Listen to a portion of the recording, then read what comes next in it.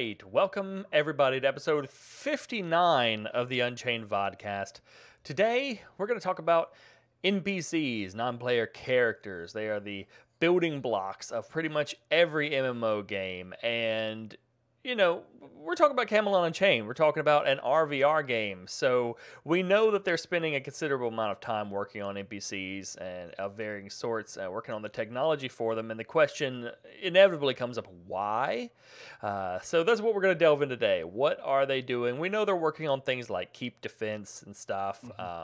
But so we'll get into that, but also see, what other purposes whether they serve for that investment of time and creating the AIs, creating the designs for them, all of that sort of stuff. So, without much further ado, welcome everybody, and our first topic is exactly that: keep defense, and what we expect to see with NPCs in that regards, and perhaps some of their capabilities. Vanishing of brain. Okay. It distracted me. Talking about NPCs, he's gonna boot one. Well, for me, NPCs for sieges should be pretty basic. They're mostly gonna be to prevent even if the rest of the game is gonna partly prevent it. Prevent the night cappings. That was going to be my first question. I really wanted to delve into, I guess, is do you think NPCs will primarily be for preventing small groups from capping a keep by themselves? So like a small group of like 5 to 10 people can't just show up and take your keep over in the middle of the night, or will they also serve a purpose as one of, or even a main mechanism for slowing down sieging and capping in general? They should have no effect in the defense of a keep if there's players. Plain and simple. Well, that doesn't really necessarily counter either use. In fact, yesterday Mark Jacobs answered a question about the likelihood. I think we just lost Brand. Yep. Again. Oh, connection interrupted. Yep. That a small group was not going to have the ability to take over a keep with any kind of short time frame. It's going to take a long time for that to happen, and I think NPCs could be used to reason out why it would do so. Yeah. A long time ago, they didn't really expand on it, but a long time ago they were talking about the fact that they might have like some sort of mechanism, not just to capture, a bit like in the AOC, where you have like a guardian of the keep that you need to defeat to be able to fully capture the keep, or something like that. And for me, they should be also. It shouldn't be automatic that you have NPCs in your keep. They should be mercenaries that you have to pay and that have an upkeep. Yeah, I can require a resource. Yes, I definitely agree with that, because then you won't necessarily see smaller keeps having these NPC guardians and things. And it's a gold sink for bigger guilds that might have bigger keeps, so a need for more NPCs, more mercenaries, and that's a pretty big gold sink. Yeah, that's more the question I was trying to get at is assuming no one's there, assuming no one's guarding the keep. We won't even necessarily get into the question of whether or not NPCs can work with players yet, but just assuming there's no players or not very many players at the keep. Do you think that NPCs should play the role of just preventing like the small group from getting in and being like, lol, we're 10 guys, we snuck into your keep while no one's here and we capped it? Or do they also have are they going to be part of the mechanism? Because we know that there's going to be ways to delay night capping even by large forces, so they can't just show up at 2 a.m. and take over your keep because there's a big group of them on off hours. So do you think NPCs will only do one or the other, or will they be a part of both? I think they'll do both. I think they'll be both, and I think the idea of, on the grander scale of how to prevent night capping, they are one part of that equation. Because my one concern with the idea of them operating against like the large siege and delaying them is that suggests that the NPCs have to actually be fairly useful. If it's just keeps NPCs taking out, preventing a small team from capping in the middle of the night, you can just overwhelm them and generally stop them or at least delay them long enough that it's not useful or not very effective. But if you've got a whole raid and you're going to say that a strong enough NPC force can actually slow them down significantly, that implies a certain level of power for these NPCs and effectiveness, which I think is one, difficult to program to make NPCs very effective on that regard. I wouldn't say they're super effective. No, but they have. I don't think they really have the resource or the need to work on a very advanced AI for the NPCs. But having them, because the way we can't really talk about it, but the way the beta is set up right now, the AI they have is not exactly fit for that kind of type of tests. Not yet. That kind of action. It is something they talked about yesterday. That's in the works for getting more AI as part of the 64-bit client and cohesive and all that. Exactly. So the way they work to stress test the servers by making the NPCs and the AI as resource intensive for the server as a player is also serving them as a way to then introduce that into the game. So I suspect if they work on that actively, they will reuse those AIs for the NPCs defending the keeps. Yeah. So they might not be the most advanced AI we have in MMOs, but good enough to use basic player style abilities to defend the keeps. Yeah, the goal is not to make the NPCs unbeatable or really hard to beat. It's more a delaying tactic. Yeah, and I guess one thing that probably would be acceptable is if they're just one part of the delaying mechanism for preventing someone from night capping. Because, of course, you don't want to make it so that people can't cap it, period. That would be way too overpowered for the NPCs to prevent completely a capture of a keep. Yeah, I mean, if somebody shows up at 5 in the morning and they really want to take a keep with a whole raid party, they should inevitably be able to do it. They shouldn't be delayed for 5 hours just so that we can get on at 10 a.m. But it should be difficult for them to do. It's not something that's going to necessarily be super easy. So we've talked about timers and things that they can employ that other games do, where you start a siege on something and you can't really enter the area for a certain amount of time before, so that people have some sort of alert if they're nearby and they can get to the keep. Yeah.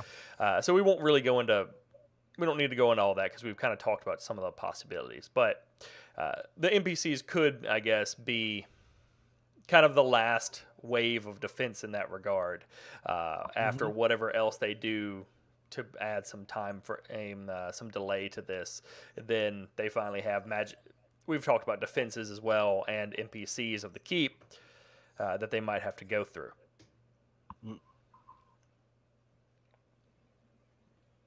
Yeah, what Ulvik is talking about is a bit of another subject I wanted to branch on, but I'll wait No, it's after actually this part. That's actually good because the next thing I wanted to ask was about tiers of guards and how much specialization we should have in choosing guards for keeps and things of that nature.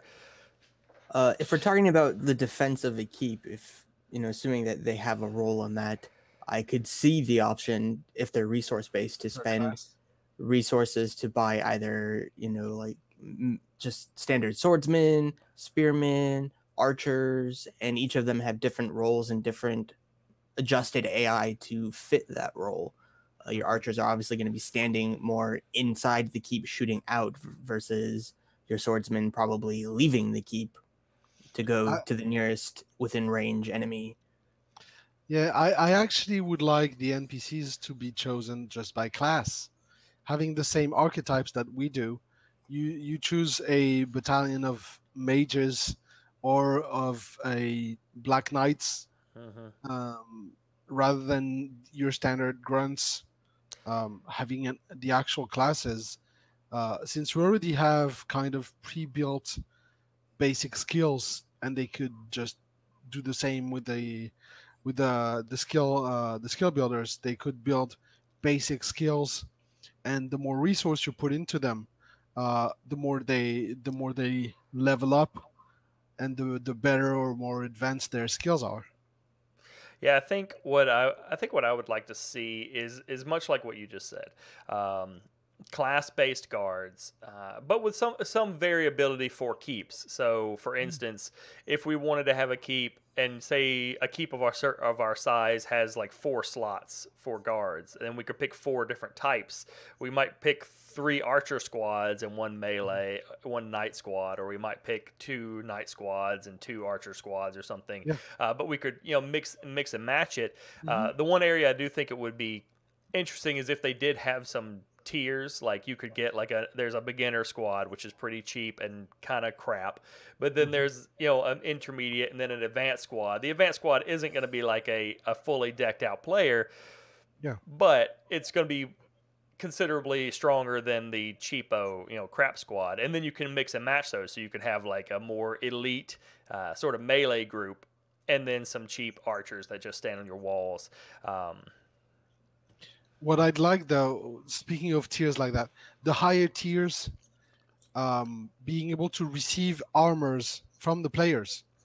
So if you have the top tier NPCs, your crafter because the top tiers should be so expensive that only guilds can access them, because they would be more effective. So for bigger and more difficult to defend keeps, and those, you should be able to give them. They come with basic gear, but they could be able to receive gear from the players, so you could actually improve your guards by spending more resources on them, not through the game itself, but through gearing them. I think that's a bit much, personally. I would think that would be cool, a cool way to factor in crafting. But they'd have to organize it in a simplistic fashion.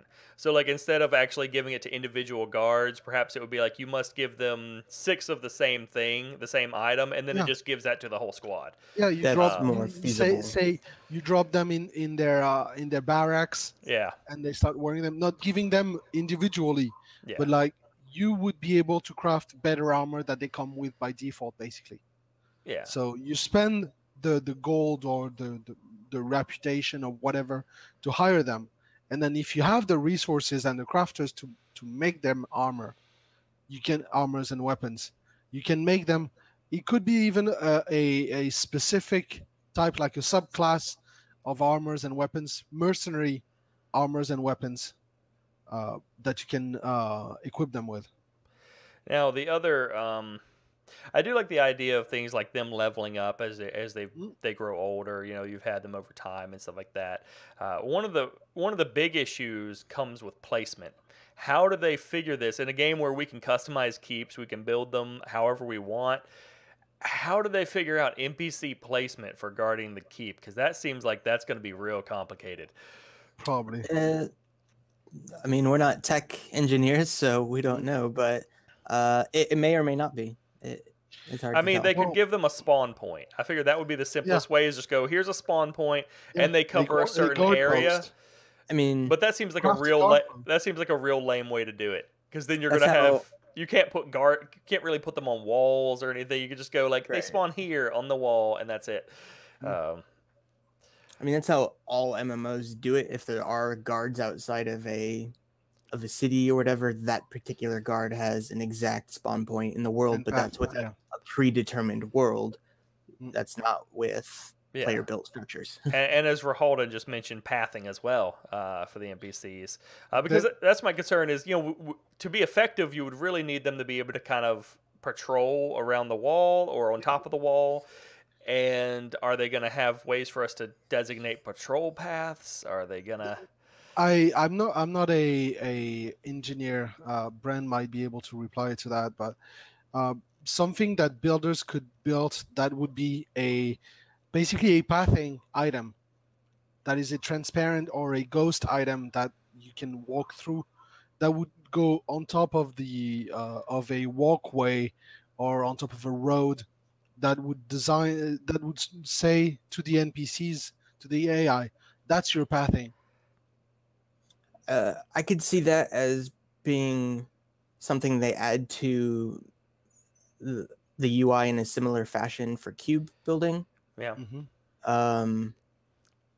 It's just another thing on their list they'd have to do if that's something we wanted. But otherwise, kind of connecting our last subject with guards acting like players or having the ability to be like player classes, they already follow the terrain of the beta maps like players do. So it's not that far-fetched to consider that they'll just do what we can do.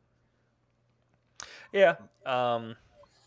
And I saw something in here I wanted to mention. Oh, Arbicus mentioned the idea, of course, that guards mirroring the stats of the players who control the keep.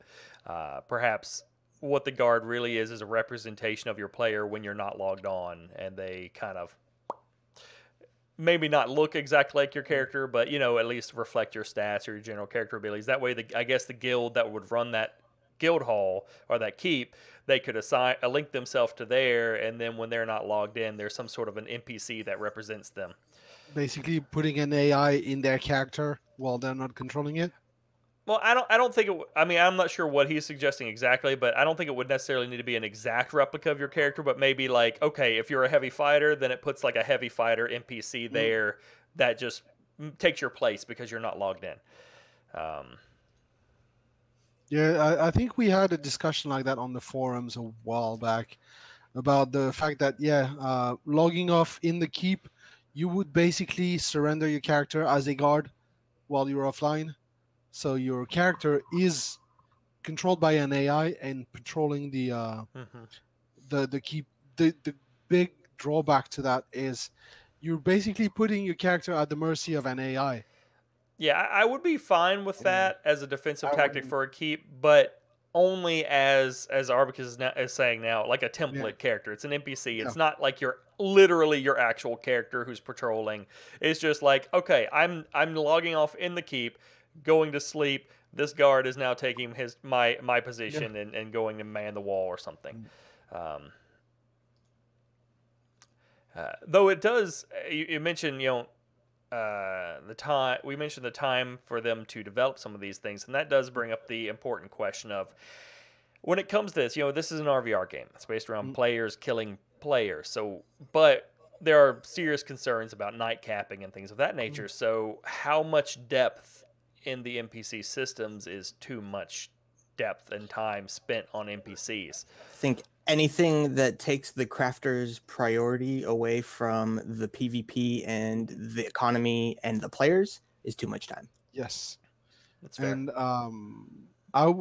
I suspect that finding a mechanical, like the taking time to cap with a soul stone or a keep stone that you need to spend time next to it to actually cap the keep or something like that, which would cost less time to develop in terms of dev time, would be for me more ideal than trying to go too deep into a complex NPC system. I would say that I think a good rule of thumb would be for any efforts towards NPC design for defending keeps as guards for keeps and other sorts of resources like caravans, of course. Anything they design for NPCs should be dedicated to the goal of getting players to combat other players on relatively equal terms, as opposed except in situations where someone is actively trying to avoid player combat. Because obviously if someone attacks at 5 a.m. your time, they're not really trying to engage with players. They're trying to get around you and get around the system. But in normal context, they're not designed to really pose, as we mentioned, a significant risk and defeat an opposing team unless they just completely outnumber them. They're really more designed to delay, perhaps as I think Arbicus or someone mentioned perhaps to give off some sort of an alert to nearby players that the keep is under attack, perhaps just to the guild itself that runs the keep, in order to get those groups together to actually play the game and fight each other. Yes.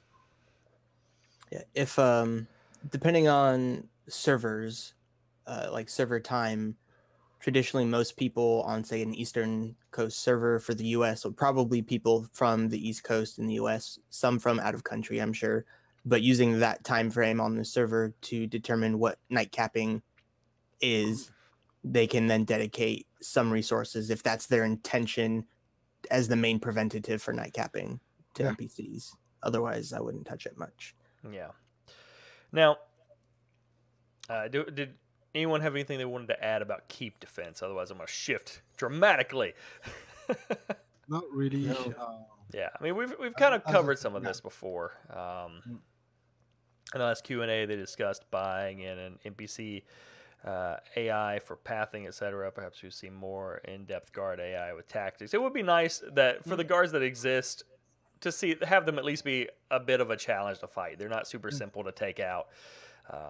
I would be okay with dull. more in-depth guard and NPC systems if they have the resources to buy the AI itself, and it doesn't take away development time from the game itself, and the classes and the crafters and everything that we need to have in the game at launch. If they buy a pre-built AI for the pathing and the NPCs, I'm fine with having more in-depth NPCs. Otherwise, I'd rather have a more simpler solution to prevent or delay night capping than going an extra class put in. Yes, definitely. Now, in one of our recent episodes, our RP storyline episode, we talked about NPCs and the importance for the storyline, for getting out story from the game and stuff. I wanted to open up for some other ideas on different ways that NPCs can be used to increase immersion beyond just role play in the storyline, different ways that they can kind of fill out the world and make it more lifelike. Caravans, we mentioned earlier, was the first thing that comes to mind. Anything really that uses an NPC to direct or to start, I should say, a PvP funnel would be pretty immersive. It doesn't have to do with storyline. The caravan in this case, they've already said that there will be two types of caravans: the realm-appointed caravans that have a fixed path that are driven and protected by NPCs, that are safer in terms of insurance. You have less chances of losing your stuff if it's attacked, but it's going to be attacked more easily because it's always going to follow the same path, like along the road, while a player caravan is going to be in a more unusual way. And then you have, because it's part of it's not the storyline, but the starter city needs to feel alive, and you can only do that with NPCs. It needs to be full of people, not players, but people. They add a general personality and atmosphere to the game. They help to dictate the entire personality of an area. I mean, when you look at games like WoW, when they released the what were they called? The werewolf people. The Worgen. The Worgen, yeah. They released their whole zone. They have different accents. They've got different ways that they talk to people, and they get across some of their own personality and stuff. It kind of helps to shape the atmosphere of that area. And so you can have different NPCs in different areas that talk differently. It can be a way to introduce possible future races of the game when you just see one or two or three of this NPC of a race that you can't play yet. Standing around in a market or something, and you see it and you're like, oh, so that's a thing that exists here somewhere. Yeah, I mean, there's going to be vendors too, especially early on at the very beginning. Crafters aren't going to be the all-powerful shop salesperson. They're going to be first starting to get all their resources together to make things for friends and guilds before they even set up their shops. So you're going to interact with vendors, hopefully interact with the king for each faction as well, and not that It it's should be represented. Yes. yeah. I hope it's not just this like line of dialogue. The king is just lines of dialogue you see for your No. rewards, and like I want it to be an actual NPC you can Yes. see in the world. Yeah, and as Oldovic mentioned, seeing civilian NPCs move into player structures, especially if you've got markets with player-run stores and stuff, you know, there needs to be an NPC there. Otherwise, what's it, just an empty table that you click on? Yeah. Yeah. That's pretty lame. Well, you're supposed to have, so the players don't have to, the crafters don't have to sit on their ass all day to try to sell their wares. Yeah. You can appoint a vendor to your stall. Yeah, and we know So there could be some assistance for crafting. That yes, could be hired on, some which hirelings. Which is basically a NPC representing the auto crafting, like you have in BDO, where your character is AFK and it auto fishes. It will give you the baseline of the results, but you don't you already know that if you use an assistant, be it player or NPC, you're never going to get the best result that you would have doing the work yourself. Now, I'm assuming they're not going to use any NPC gatherers, because that to me they're going to use NPC. They could resources, as in cattles, as in I mean NPC like hirelings going out and gathering for you, because that to me takes the player out of PvP, and we wouldn't want that. The only NPCs in the crafting that they have talked about was for the vendors and the assistant for your Vox while you're gathering or sleeping, and that can actually power and use your Vox as a like if you want to refine stuff, basic materials, or craft, like for a realm appointed order, something that is not needed to be of the highest quality, you can just make your assistant do that, be it a player or an NPC. On that same topic, though, I could see NPCs being almost like mobs in terms of gathering, where you come across a rare NPC that has on its person, after you kill him, you can loot him, gathering resources. Yeah, I mean, I could see it being in a rare sort of circumstance, not something you want to hunt down. I wouldn't have a problem with that, though. If in a PvP area I see an NPC and I kill him and I get like some small amount of some rare mat or something, you know. Yeah, specifically for PvP, because crafters, as we know, are already getting all that super extra awesome stuff that people who don't have a crafter like a loot pinata for combatant, basically. Exactly. Yeah. As a not common sort of thing, I would be pretty okay with that. But just we're talking about immersion. I do like the idea that Arbicus just mentioned of having certain NPCs that are PvP objectives in the RvR areas. For instance, we know there's going to be boats. Obviously, there's going to be NPCs that conduct the boats and drive them, and so on and so forth. So, you know, what if someone takes out the helmsman of the boat and that disables the transport for a short while? I mean, that goes along the same portions or the same line of thought as having NPC skirmishes that pop up in the world, either very small locations where a faction is fighting the other faction to simulate that this is a war going on between factions and the players aren't the only people involved in this. But then those NPCs should not drop anything. Correct. Yeah, but where they perhaps should be just one flavor. of them is like a higher ranked NPC that your objective in that is to control the area and to kill that higher ranked NPC for PvP bonus. I like and perhaps your idea also, an NPC being a squire, so it's basically an extra backpack, but you can't.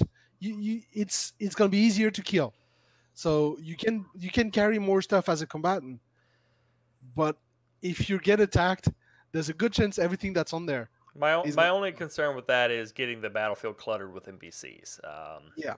But if the squire is dying easily, you don't bring them to the battlefield.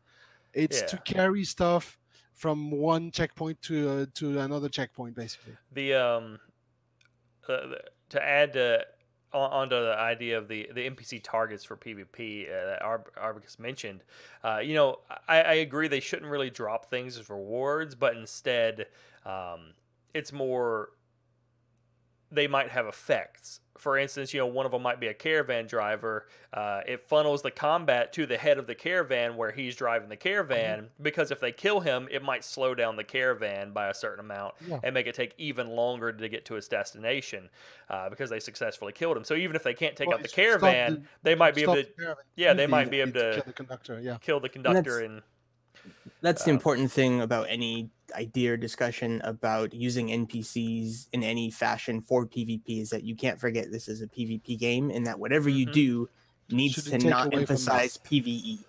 Yes. It needs to focus on adding a PvP element to the game. Completely. And it kind of jumps back to adding life to cities. But one of the areas I thought about that with, you've got merchants. Of course, you have to have.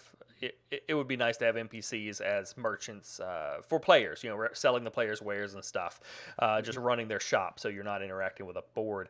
The same thing goes with bounties. We've talked about bounty boards a lot, and just clicking on it and having a board comes up and you can pick what you want to do. But it would be so much more interactive and lifelike if there's an actual NPC there to click on, and he tells you, maybe not through voice, but he just pops up and goes like, "These are the things we have," and he pulls them up. The bounties we have, they could even, if they really wanted to go crazy with it, they could even have it like an auctioneer, where he literally starts rattling them off every so often, and the players actually have to stand there and can bid on certain bounties. Like, no, I want that bounty, and actually potentially bid on bounties. They haven't really discussed that as part of the bounty system, but it's something that occurred to me that might be interesting for certain bounties. Maybe if players wanted to set them up that way, so people could actually bid on who gets to claim the bounty and then go after it. Going to get the bounties from the sheriff's office. Yeah. You just have to be like, no, I'm going to do it, and then y'all kind of vie over it. And maybe there's you make a deposit, and then if you succeed, you get more money. So then if you fail, it's kind of a gold sink a little bit. But for example, the ID brand has, that's something that I actually added to my Skyrim. There's a mod. Skyrim is supposed to be in the middle of the war, and the world felt empty. So there's a mod that fills the world with skirmishes between lords and Imperials. I've seen that. The mobs don't drop anything, and there's skirmishes all around the world, but it adds life and it adds a feel of war, outside of the fact that you're just doing mission and running around the world. So having NPCs fighting each other's, rather than trying to fight the players. If the players attack, they will respond, but they're not interacting with the players by default. They're just there for atmosphere. Exactly. To show so that the world feels less empty. I can agree with that. I actually think that's cool, especially if they put them in places where they don't expect there to be a lot of combat.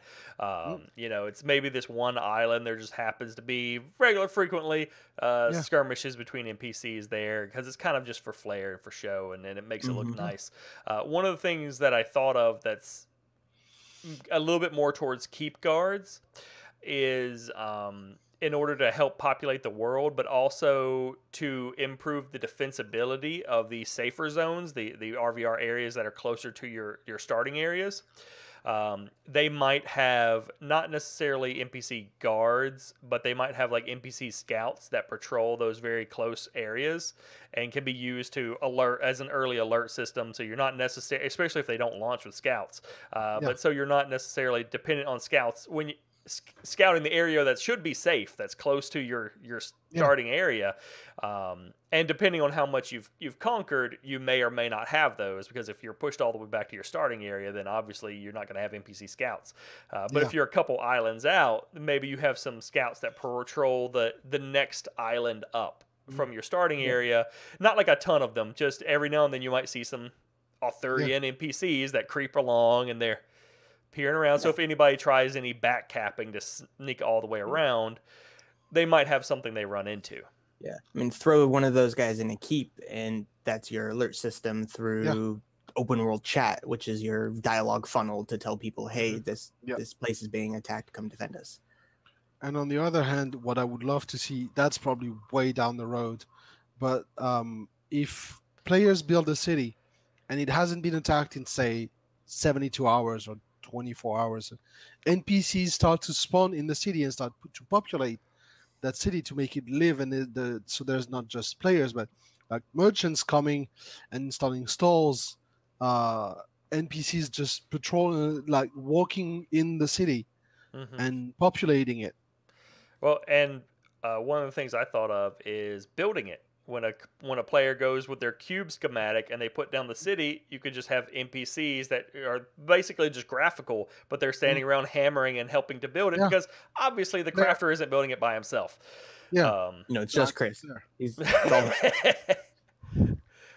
I'm not sure what Oldovic is asking about NPC faction ratings because I did not play EQ. In EQ, you had each city had its own faction. Rogues had their faction. Each race had their own faction, and you had to do quests or kill mobs to raise your faction with one, lowering your faction with others, things like that. I would think that maybe instead of not having NPC faction ratings, though I would think, well, I'll two-part this. One, I don't think they necessarily need NPC faction ratings, but maybe the different tiers of NPC guards would be based on your realm renown. So if you don't have enough realm renown, you can't really afford you can't really get access to the higher tier guards by default. They don't want to work for you. They don't want to work for you, yeah. However, exactly. That adds flavor.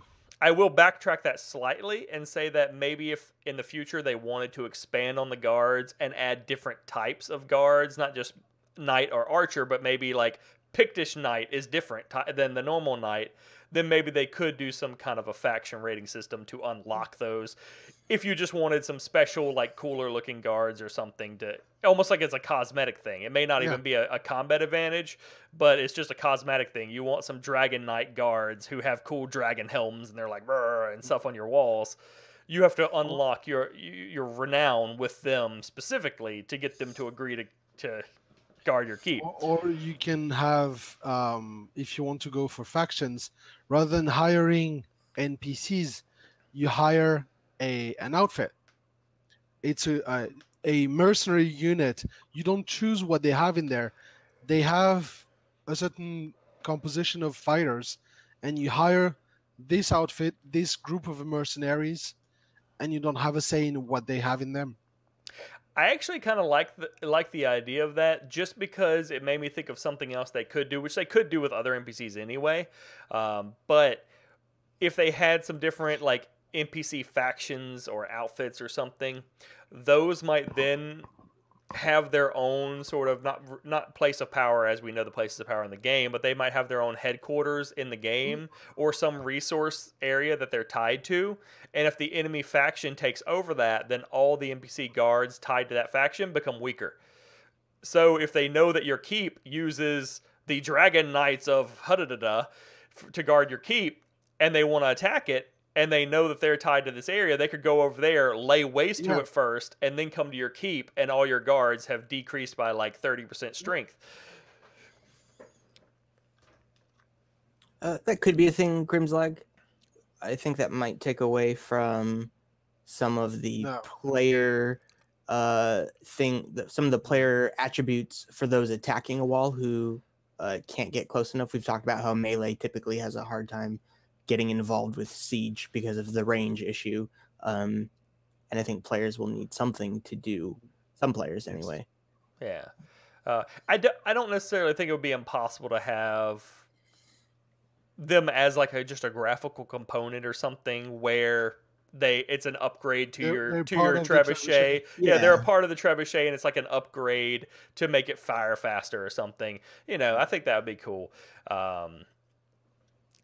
Opening doors. Most of them don't do that, but I would like guards that open doors for me. That would be nice. That reminds me of one particular place when we were playing SWOTOR for the Sith. If you happen to play a Sith, one of the actual Force user classes, when you'd go through this hallway, the guards on the side of the hallway would kneel as you walked by. They didn't do it with any other class, but it was just kind of this cool thing.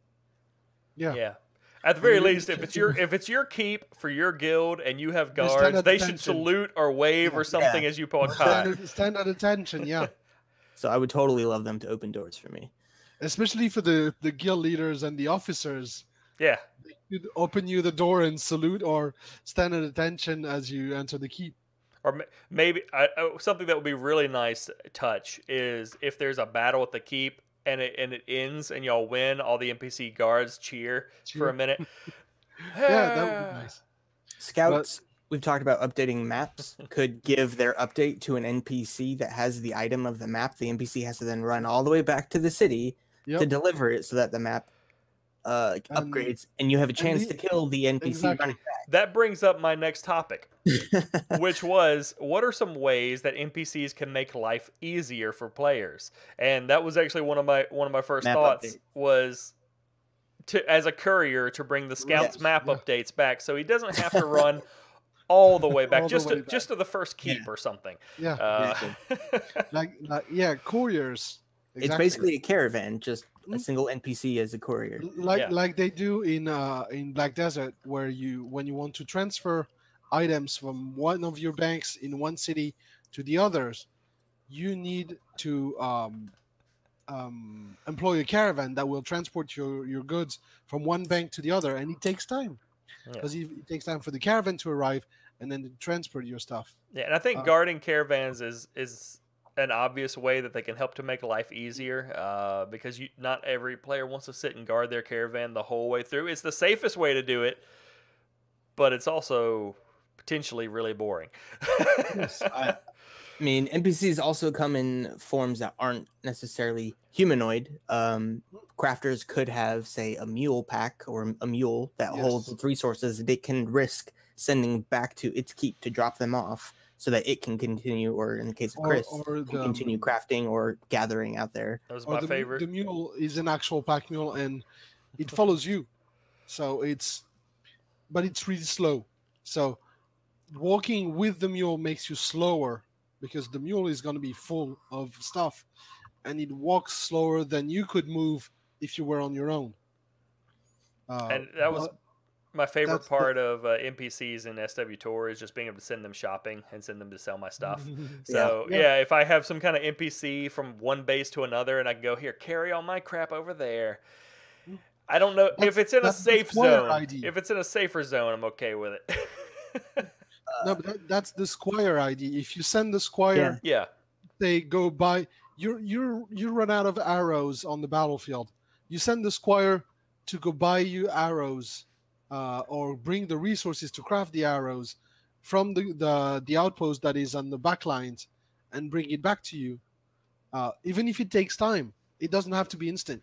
On the contrary. And that could honestly be something that they don't necessarily have to make something you keep with you at all times, but it could be could be like a summonable item type thing. Like you have a horn or something, you go, and then you have to wait like 2 minutes, but then a squire shows up and is like, did you need me, sir? And you go, here, take my crap and go sell it. Okay. Or then, fireball, he's dead. Go buy me some arrows. And they can be killed. It makes your life easier because you don't have to run yourself back to the outpost, but they're easier to kill than a player.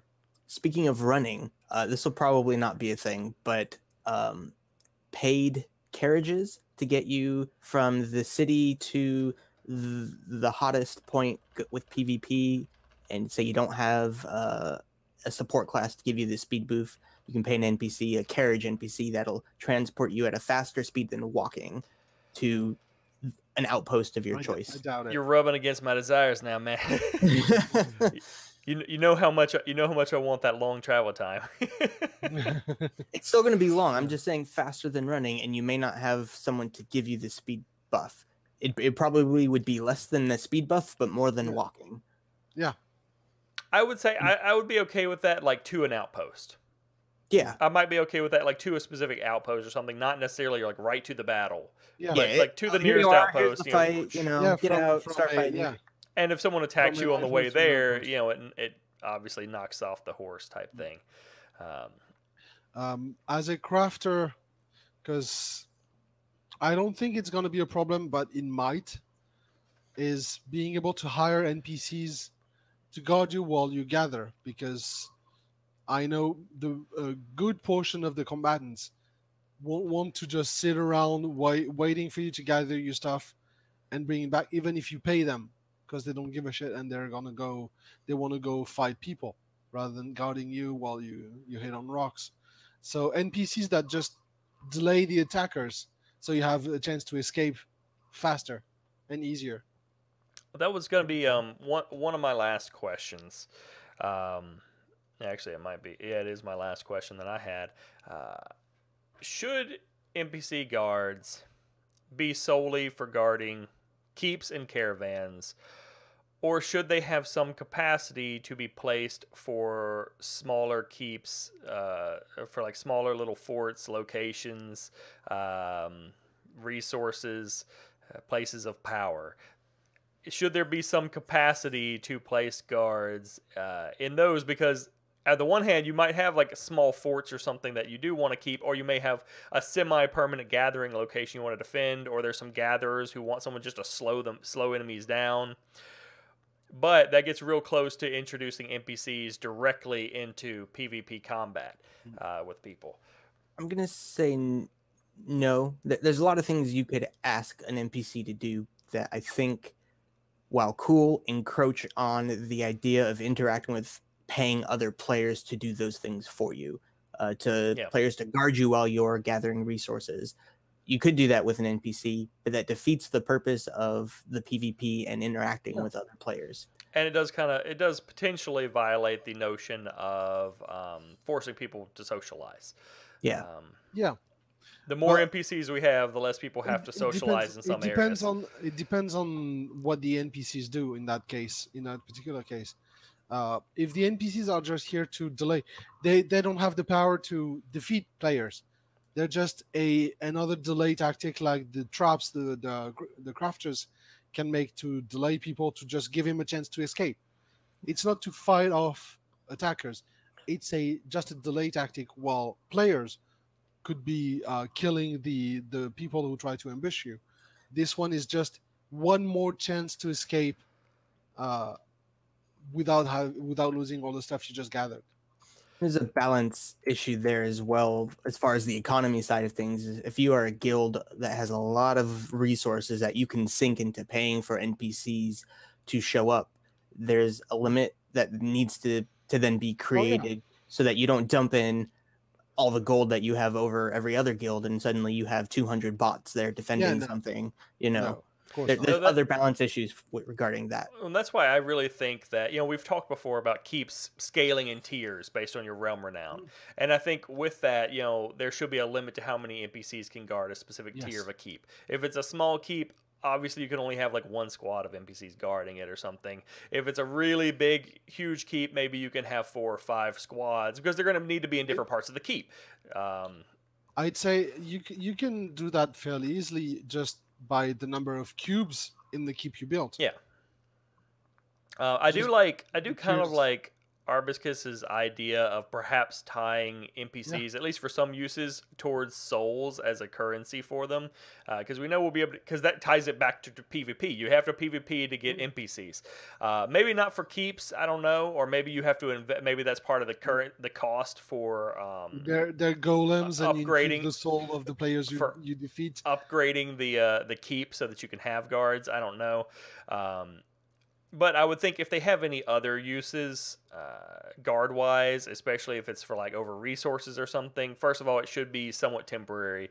And two, maybe that can be based on souls. So, if you want guards to guard a mining area where y'all have people, you can deploy them, but it's going to cost like 10 player souls or something to drop them down for an hour. And then they stand over that one mine for an hour, and there's like 6 of them. It's not terribly formidable anyway, but if you don't have any friends... it kind of helps combat the solo gank. Yeah. To an extent. Yeah, exactly. That would be about all it would amount to. I'd rather pay players to guard me, because I have a better chance of escaping. Yeah, 3 players. Or you could just 6 NPCs. Or you could just be in an awesome guild where you don't have to pay anybody, and they'll go. That's true. That's true. That too. So I'm getting discounts on my armor, right? You can just force them to guard you. because that's your activity requirement. Yeah. We're going to do a gathering event. I need you all to come over here and guard Yep. me while I pick herbs. While I pick flowers. Well, There's one over here. There's one over here. Because everyone's pick calling out where flowers. you're just running around. People just standing on the flower. Each of you needs to guard one flower. That's okay. I'll do it. It's just the next day around, I'm then going to be like, yeah, I need a sword. I need a better sword. Yeah, no. I think the general idea, and we all agree on that, is that whatever they do for the NPCs, they need to be mostly flavoring and giving life to the world, and they shouldn't encroach on the player or pull people off the player versus player activities. I think that's the hardest thing to figure out is balance where that between line is between trying to diminish the effect of some player behaviors that are less awesome and fun, such as night capping, and trying to give people an ability to lean on NPCs a little bit without them really deterring from player versus player combat. Making them a commodity rather than something you go towards. Like the Squire ID we had. Something that allows you to, for a price, avoid the more boring parts of the game. Like going back to get resources, to get your arrows, to get your bottles, and your vials, and things like that. So you can keep fighting, but at the same time, it's at the cost of resources and at the risk of losing whatever they came to bring you. Absolutely. Anybody have any final thoughts? I'd like to see dynamic dialogue with NPCs, both in the city and out in the PvP world. Between each other? No, just dynamic based off of the events going on around you, like NPCs as you're passing by, chat bubbles saying, "Did you hear about this place that was getting attacked?" To try to get people to go over there. Or That when would you're be in nice, the city, yeah. walking by and hearing NPCs, not just guards, but just NPCs saying, "Did you hear about Kriss's shop, blah, blah, blah," because you have really good renown rating and you're getting popular, just to tell people, like, you're an actual player, go shop here. That's one thing. That's one thing I actually just thought about as an NPC use that doesn't detract from the PvP for crafters. Paying renown or money to town criers to advertise your shop. Yeah. Oh yeah, Odovic, I gotta have the NPC hottie to fill in my house. That way you don't have to sit in I'm chat okay with that as long as you can chat. kill the children. Oh boy. And suddenly things got dark. You don't have to buy children for your house, okay? Yeah, that's one of the first mods I installed for Skyrim. The Being able child to is kill the children. The squire who goes out into combat and gives you all your things. I'm actually okay. I had not thought about the idea of buying an NPC wife or husband for your house. Your wife. But I would actually be okay with that because it's like buying decoration basically for your house. You have a player home, you buy a couch, you buy a bed, you go buy the hot brunette chick that you like, and go, this is my character's wife, and she hangs out. Yeah, but see, you decorate your house as the player. You go out to combat, you come back, it's entirely restructured. The couch has been moved, everything's in the wrong place, and dinner is not ready. The house has been sold, and your NPC is gone. There's a note saying she eloped and you were gone too long. But I really like the idea of dynamic conversation stuff. I love it when games do stuff like that. Like your character has gone and finished some awesome quest, and then every now and then NPCs mention it, and they're like, "Oh, you're the guy that did blah blah blah blah blah." Yeah, and they could do that sort of thing. At the very least, it could be something like, you reach a certain renown level, and then they go like, oh, and you gain a title or something for that, and then they go like, oh, it's Sir blah blah blah, and then they'll salute you as you walk by and stuff, for certain NPCs and things. That's one of the problems a lot of sandbox games have. The world feels empty, and that's, for me, for PvP games, NPCs are the main reason of being for NPCs is giving life to the world and not making it feel Yeah. like an empty place. Yeah, and so that's why I said it's like buying decoration for your home if you were buying an NPC to inhabit your home. If you, whether it's a maid, a character, wife, whatever, you're basically picking out the one you like and then going, "This looks nice in my home." And yes, the top wife merchant will be from Russia. I'm sure I'm going to regret that comment at some point. Yes. I'm sure Sarah already knows. She's watching, so.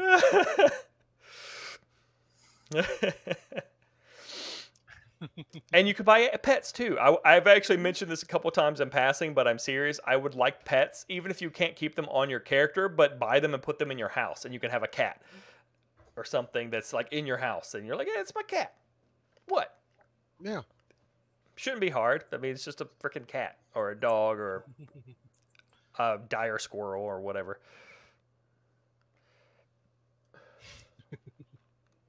Yeah. Gotta have husbands and wives available for everyone. Yes. And hey, I'm okay if you can buy multiples. Why limit you to just one? I can have a selection. I could have a little harem of men and women all throughout my house. But you gotta have enough beds for all of them. There you go. You gotta have a separate bed for each one. I think that's encroaching on lines that Mark Jacobs does not want to deal with. You probably not. I don't know if he makes it so if he limits it so you can only buy a wife or a husband. From you're the gonna have cash shop. complaints from different people. You can only buy your wife or your husband from the cash shop. Oh God. All right. At any point, I think we've finished this topic. So I do want to thank everybody for coming out. We will be back, of course, in 2 more weeks for another episode, for episode 60. We'll have to think of something awesome for that. We'll see. Until then, whether you're watching this here with us now or watching the recording later, thank you, and we will catch you then.